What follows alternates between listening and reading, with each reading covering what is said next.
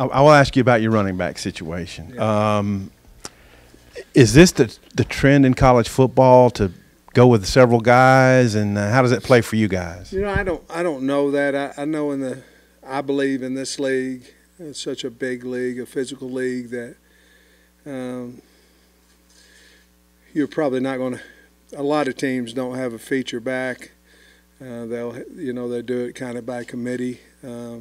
Obviously, if you have one that's that much better than somebody else, you're going to get him, 8-10 carries more a game than the next guy. But kind of where we feel like we're at is that we have, 4 when Dominique gets back, that we feel like we can have success with. Obviously, you have a depth chart for a reason, with Rocket being number 1 on that. But we just try to keep him fresh,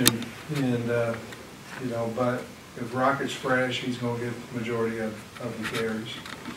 And following up on that, what's the latest on Dominique? When do you expect him back? And B, do you recruit to that, like, hey, we're going to have a running back by committee thing, and you're not going to have as much wear and tear on your body? Yeah, I think anytime that you have the situation that we have, where we're playing several, you have to find in recruiting the positive about that. And certainly ours is that, if you're good enough and to help us win and get drafted and things of that nature, that the wear and tear on your body carrying the ball 25 times a game. To answer that, you asked me something else. Dominique, we had to talk about that this morning in our staff meeting with Dave. I feel like he'll be able to do some things, maybe not the first week, as far as team-oriented type things, but he's progressing well. He's ahead of schedule. And so I don't know if we'll have him for the Cincinnati game or not, but I feel like we're going to have him majority of the season. Coach, on the Malik Hornsby at wide receiver, if KJ's the quarterback playing wide receiver? Well, in the past, we've gone 1s and freshmen, and then 2s and 3s on the opposite field. But this year, we're going to go 1s and 2s, and that way we can keep Malik on that field so we can practice him at wide receiver. That he has to earn the right to get on the field. I think he's an excellent football player. So we are going to obviously give him, there's a fine line to win the job, but at the same time give him an opportunity to win the wide receiver spot too. So we've got a plan for it. I hope it works. We feel like it will. If you do make him more of a wide receiver than a quarterback, is he still your backup? Or does Fortin probably move into that? What afforded us to do this in the first place was Cade Fortin. I think we all have a lot of confidence in him. And so that it kind of afforded us, and if you don't have a 3 that's ready, then you better not move your number 2 quarterback out to wide receiver, but with Fortin and how he came on this spring, we felt like we were able to do it. And as soon as, honestly, the first time Fortin took us down in a 2-minute situation, after that day is when we really started thinking about Malik playing wide receiver at that point. Yeah, Coach, just keeping along the injury line, I guess, how is Renfro, how is he progressing, Torian Carter, and anybody else expected to miss any time this spring? TC will be in camp. He'll be in camp, but that doesn't mean, Trey, that he's going to be out. We felt like it was to camp, be a part of the team, be a part of the meetings, be a part of practice. Not that he's going to be able to practice yet. But we felt like that was important. Renfro hadn't been cleared yet to practice, so he's going to be he'll be in the training room getting healthy and those things. Now he can throw, just can't do anything team oriented right now. I think he will be able to do that by first, second game. I think he'll be able, and maybe some during this fall camp. But with that said, he's not going to get here. He's not going to be able to practice until the season, until school starts, unless, we had some type of injury and then we could pull him off the waiver list or however you want to look at it. Anybody else? Landon Jackson, Manny Powell, any of those guys going to miss? No, anytime? those are really the only guys. You've hit it. That would be well, Ja'Cory Turner would be in a green, but he can practice. The rest of them, well, I think we're in good shape. With Dax Courtney medically retiring, that's unfortunate, obviously. Yeah. Does that put you guys down to 83? I think last time we talked to you, you were 84. Mm-hmm. Okay. Any plans with those scholarships? I don't know. Retro? You know, if you had a guy that was exceptional that transferred after the portal transfer deadline, in other words, he could transfer, he could be on scholarship, but he couldn't play this year. If we found somebody like that that could go through practice and then, you know, and all those things and be up in the spring, we might do that. But that would be really the only answer to your question right now. Pretty optimistic about the D-line at media days. I guess just having seen those guys this summer, what maybe shaped your outlook and maybe what excites you or concerns you about the group? Well, I really don't have any concern. Well, yeah, I do. I mean, we've got to find a pass rusher out of that group, and pass rushers don't have to be edge guys. They can be rush the passer from inside as well. Trust me, I've had to block a lot of them in this league, you know. But you know, we went out and we were fortunate enough to get Landon Jackson. Dorian Gerald coming back would give us would have somewhat of an answer there as well. You know, I think the guys we have in Zach and Stu and some of those guys on the edge, Eric Thomas had a better one. Jordan Dominique is a guy that we specifically went out to help us at that position, but to go rush the quarterback. So he wasn't here, you know, so that one, Jackson wasn't healthy. He is now. Dorian Gerald wasn't healthy. He is now. So we'll see if some of those guys can help us rush the passer. I feel like we can. On the inside, I've been really pleased with Terry Hampton. I think he's got good explosion. He's not very tall. He's got built-in leverage, you know, and certainly Taylor Lewis had a good summer too. But losing Torian for a while definitely hurt us. Isaiah Nichols took over the leadership role in that room. I think Deke Adams has done a really good job of going out and recruiting. And so we'll see what we have.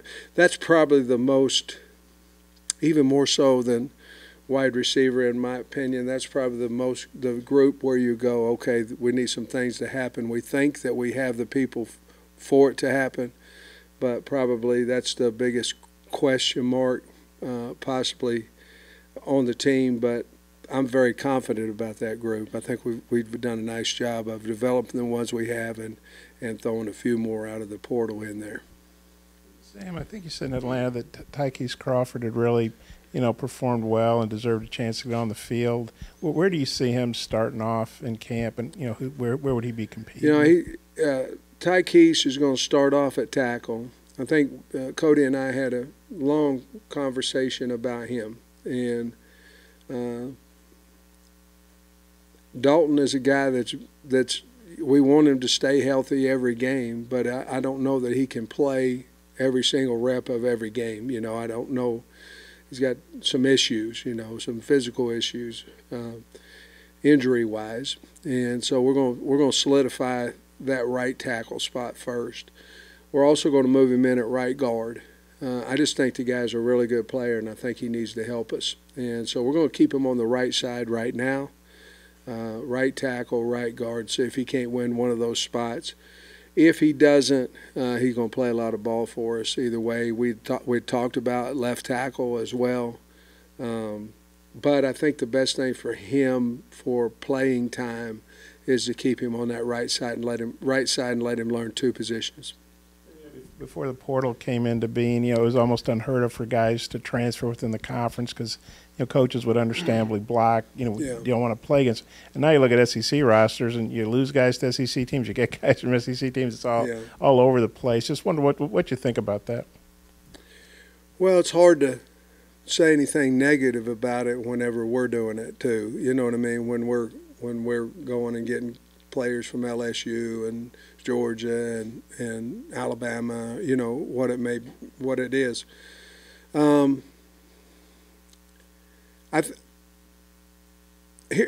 I think originally in the portal I thought it was for kids that were over-recruited. In other words, they'd come to Arkansas, mistake's not the word, but we over-recruited them. They can't play here, and allow them to be able to move without punishment to a MAC school or, to somewhere else. And I know MAC plays really good ball too. I don't mean that negative either. But really what it's come down to now is a lot of it is I'm not playing as much as I want to. I see somewhere else that I can go to and play right away. Some of it has to do with NIL money. It's managing your roster right now is the hardest thing to do, in my opinion, as a head coach in college football right now. It's hard, but I think if we're going to transfer within, I think you have to transfer within the conference if you're going to have the transfer rule, because most of the time the players that we're looking for are in this league, and so I guess I'm for the rule that we're not separate than anybody else, I guess. Coach, I think Gregory worked exclusively at end in the spring, but with getting Gerald back after the spring, does that – I mean, he's 6'4", 305 or so. Does that give you the option to work him inside maybe some? Yeah, Eric's got a lot of value for us because he certainly can play end when we're in our 3-down line. He certainly, when we're in a 4-down configuration, he certainly could play inside as well. So he's got a lot of value there, but it's just because he's worked so hard and he's strong and he can run. So I do think there'll be some definite experimentation with him inside and outside. You mentioned in a recent interview you named off, I think, 6 wide receivers that probably the top guys right now, but there's Landers was one of the guys you mentioned who's a newer addition. I was wondering if you could tell us what you thought about him, and then also a couple other guys, freshmen, Isaiah Satega and Samuel Bakke. Mm-hmm. And we got Quincy as well, but I know you didn't mention him because he was here in the spring. Isaiah has very good ball skills, can separate. He's exactly what we thought he would be. Bakke is a big, long, physical guy, can run. We like him as well. We think we hit on all 3 of those guys there. Who else did you ask about? I'm sorry. Like what kind of Matt is a guy, I knew from Georgia when I was there. Certainly looks different than what he did when he was a freshman. At Georgia, he's big, physical. He can run now. I mean, he can fly. And I think what he's done is he's made us better. He's made Warren Thompson better. He's made Ketron Jackson better, and that's just because of the heat that his presence puts on them. And so I think on the outside we're going to be in pretty good shape. I really do. But I think he's going to help us, and I think he'll help us a lot.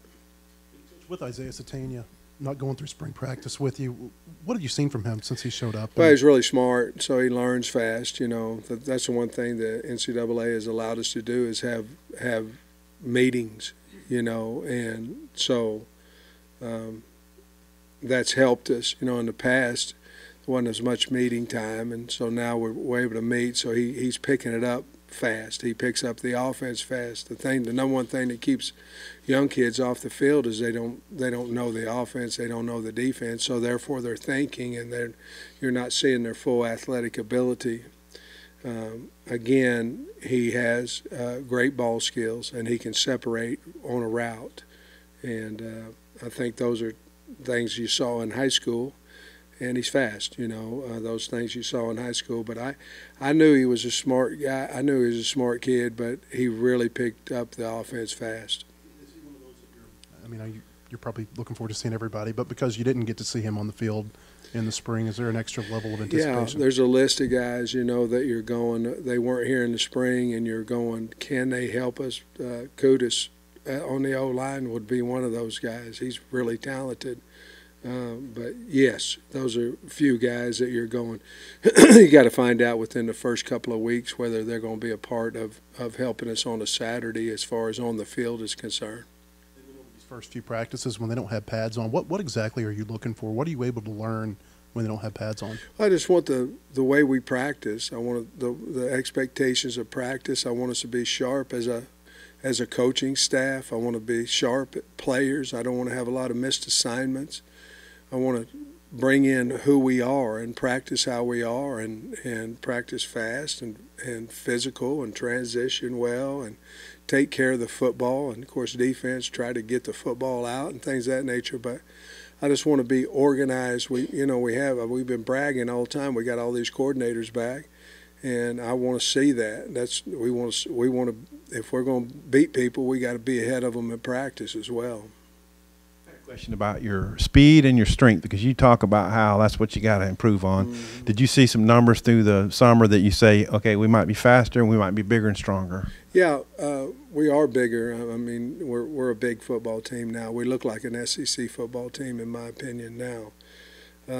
Speed-wise, I think there's two parts of that. One is you recruit speed, and the other is you develop speed. So I think we've done a really good job, Coach Walker and his staff, of developing our guys, obviously to get bigger and stronger, but also we spend a lot of time on speed development training as well. So I think we're a bigger and a faster team. And then I think recruiting and the guys we brought in, we're starting to recruit bigger and stronger and faster guys when they walk in the door. And then you can develop them even further at that point. So, yeah, I like the way our team looks, and I like our team speed. And did you have any off-season standout summer stars that, really jumped Bo up? Limmer, I mean, he's a freakish type guy. He's strong in the squat and the bench and all these things. He's kind of a freak of nature type guy. He stood out. That's the one that I would say right now that I can recall that I thought really was unbelievable. There's a lot of them, but he's one that I want to talk about. This probably rates pretty low on the list of questions, but your kickoff guy, Calvaruso went to Wisconsin, and I know Cam handled that in the bowl game, but I know you brought in some kickers also. Who right now are you looking at as far as the kickoff position? Well, Bates is a guy that can kick. And, obviously he had full right offer to, I don't know how many, but I know at least one other SEC football team. So it'll be between him and Bates, Cam Little and Bates. I think they're both kicking it, 6, 7 deep right now on average. But Vito was valuable now. I mean, that's a valuable deal when, Scott and I sitting there and we're ahead, and I don't know, I think it was Mississippi State game even, and I go, we'd sit there talking about what we want to do, and Scott said, well, let's just kick it out. And I said, well, you damn sure better kick it out. I mean, if we're going to do that, we'll get booed out of the stadium in here, and he booted that thing out of there, But a lot of value there when you don't necessarily have to defend a kickoff return from somebody else's team. So we feel like we have them.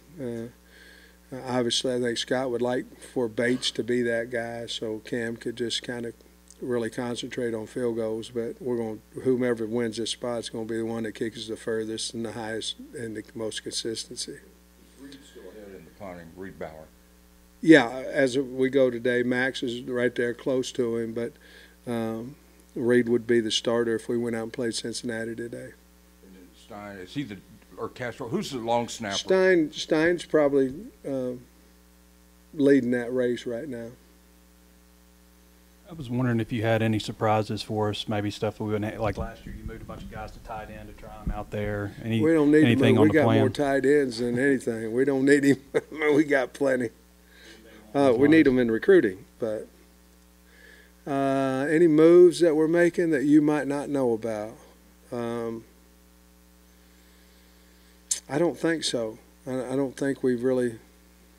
I don't think so. Y'all asked me about Malik, and I don't think so. I think right now we're pretty open, honest book right now. you're going to be at practice, so you'll figure it out anyhow. Everybody wants to have a beer with you, and Okay. people talking about adopting Arkansas as their other team and all that stuff. I was wondering, do you feel like that maybe because people don't view you as threatening, and how do you change that? How do you get more people to dislike you?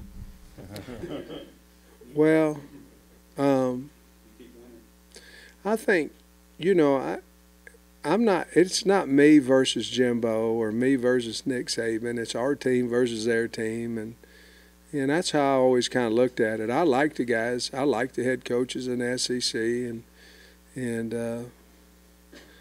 but I want to mind my own business. I ain't worried about somebody else's business. I'm just worried about mine and our team and what we do. And I think you can cause some friction and some problems whenever you worry about somebody else's team. If I wanted to worry about their team, I'd go interview for the job. And they got nothing to do with me. So that's kind of how I feel about it. But I think, I rant, but I don't know. I just answer your questions, and I am who I am. So some people like it, some people don't. But I don't know how to answer the question, really. It was a difficult one. Cam Ball is a guy that you guys talked about a lot last year. You were able to redshirt him. But with Carter having the injury, how big is it for him to have had a good offseason, and Big. where do you see him right now? Well, he's got to step up. I mean, right now he'll be one on the depth chart, and he's got to step up and be that guy. Obviously we went out and got Paris and it's Taylor Lewis and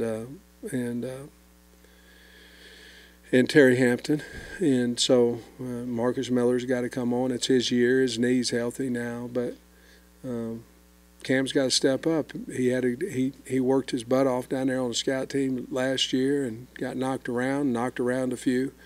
But it's his year. He's got the physical tools. He's got the size. He got the strength. I think he'll be a fine player for us. But he needs to. We need him to. Just to clarify, when you guys come out in 3-2-6, he'll be with the first group. He'll be starting for us in our 4 down. He wouldn't be that starter right now in the 3 down look. Being a faster team earlier, who are some of the guys that y'all are eyeing maybe as return men, either punt or kickoff?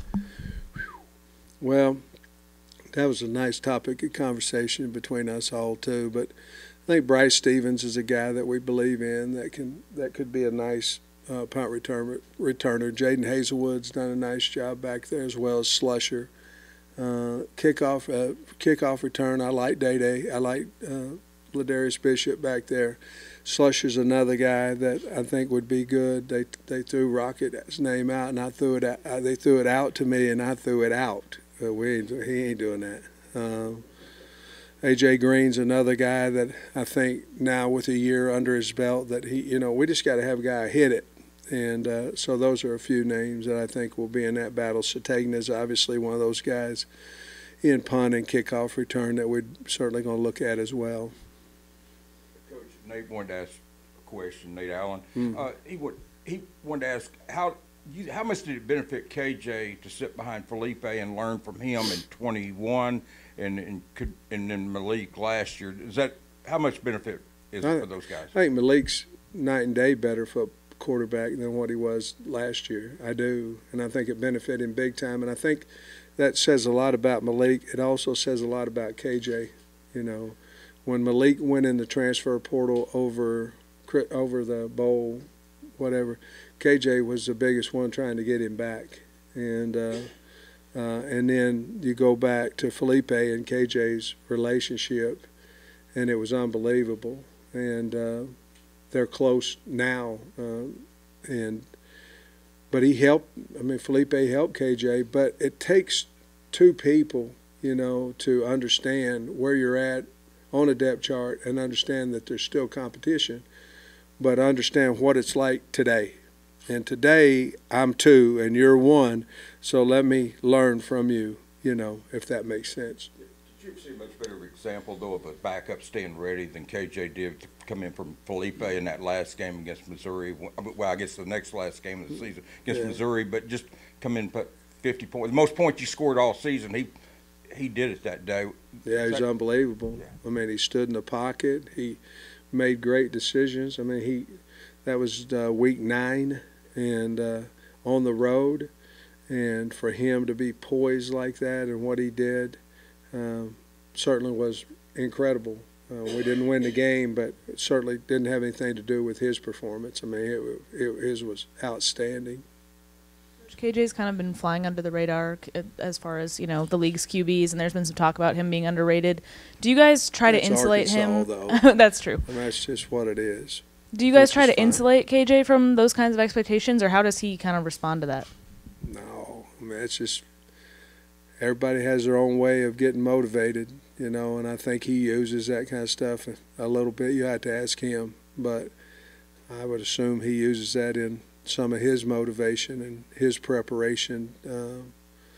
We don't always need somebody to talk bad about us to motivate us, you know, but a lot of times when that happens, there is some type of, well, I'll show you type thing. And I think that's KJ's got a little bit of that in him, along with he just, you know, he wants to be good no matter what people say. I guess that way, if they talked about how great he was all the time, I don't think he'd be less of a player, I guess, you know what I mean? But we kind of thrive on that kind of stuff. That's kind of who we are, and we like it that way. Sam, I don't know how many camps this will be for you. Probably about 40, I guess. Going into your 3rd year as an SEC head coach. Dang, Bob. I've been doing this that long too. I mean, how excited are you? And did you have a good summer? Do you feel refreshed? Kind of what's your attitude going into? Well, I'm camp? really excited. I was walking in here a while ago. I was going, "This is year 3, and I'm still here," you know. And I'm like, "Thank you." No, I think this is 37 maybe or something like that for me. But this summer I went down to the lake and went to Florida for a few days. And other than that, I was either here or down in Hot Springs and had a great time. The summer program went well and got to, you know, Hot Springs is close enough where I can go down there a couple of days and come back and see the players and things of that nature. And I really enjoyed it, you know, and I love it down there. I love Fayetteville too, but I really enjoy Hot Springs. And Jamie and I had a really good summer, and just like the kids did, I hope. And they've been off for a week now. I think you do have to let the players exhale a little bit before camp starts, and I think they'll be ready to go as well. Kind of scary. I had a similar thought to Bob, but kind of along those same lines, if you go back a couple of years ago, are there things that you've learned as a head coach that makes you approach this preseason differently than you would have 2 years ago or a year ago? I learned a lot, and I learn a lot. I mean, I make so many mistakes, and I don't mean to. And it's not that I haven't thought about it and things of that nature, but I think people's going to make mistakes just if they learn from them, you know. So I've made a lot of mistakes and have to get better at a lot of things. But I will say this, that I try in practice to do everything we can in practice to where when it's in the game, we're taking our players from, I hope this works, to, hey, we practiced it enough, I know it's going to work. And so everything that you do in practice, that's you think about Saturday and you go, okay, when we're in this situation, are the kids going to hope that we can do it, or are they going to know we can do it because we've got a great plan, we've executed it, and we've done it at practice? I remember when I was offensive line coach and I'm not prepared for something. Shame on me, by the way.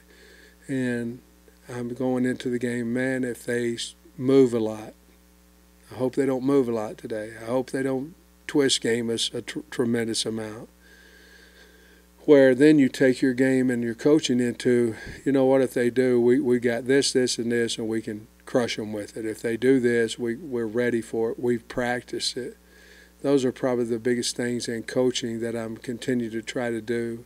Like, I thought we were really good in 2-minute last year, and it was because, in my opinion, we did it so much. Even some of the guys on staff thought it was too much. But I didn't not only want them to be prepared for that situation, I wanted to be prepared for that situation, because at that point in time, it's that last minute, minute and a half that's going to decide the outcome of the ball game. So I'm trying to get better at that. And so everything on our piece of paper and on our board and stuff is take the I hope to I know. And if we can do that at practice, then we've probably done a pretty good job as a coach and staff. But there's a lot of things. Everything keeps hitting, you know, NIL and portal and all. There's something new all the time. And you make mistakes, and then hopefully you learn from them. When you became a head coach, was there a former boss that you had that you tried to simulate what you had done at that practice? And yeah, if so, who? Kirby. I mean, we took a lot of things what Georgia does, a lot, and I'm sure Kirby took a lot of what Coach Saban did. You know, I'm not saying that, but I'm pretty sure. And so we took the template per se of that, and then we, you know, we modified what we wanted to modify. But certainly we took from when we left Georgia the template, I guess, of what we felt like was successful, and it was at Georgia, it was at Alabama, it was at Michigan State, it was at South Carolina. I don't know what Shane's doing over there, but I'm assuming he's got some of Kirby's stuff in his scheduling.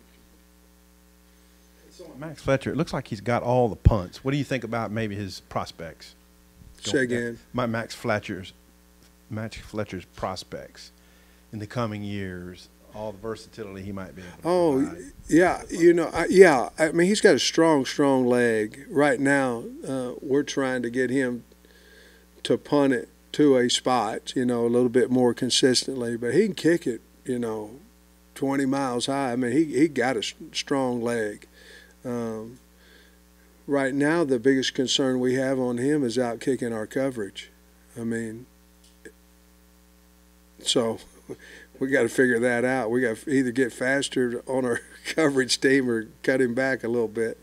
You know, his brother kicks for Cincinnati. Yeah, So game one, really good, by the way. The whole deal. What do you think about that? I think they got a hell of a long travel, is what I think. Isn't that like a 2-day deal or something? I don't know what that is, but, you know, I'll be honest with you, I've never met them, Zoomed and things of that nature. It'd be great to see them, and we'll see what Max does on that day. But I know his brother's good now and confident, and we feel the same way about Max too. He just hadn't been here as long as his brother been over Cincinnati. You mentioned Ja'Cory. What did he do something in the summer? What's his issue? He hurt his shoulder, but he'll be out there. So you guys will see. He'll be out there in the green, but he'll be going. He's fine. But we're going to play a little caution with him for a couple weeks.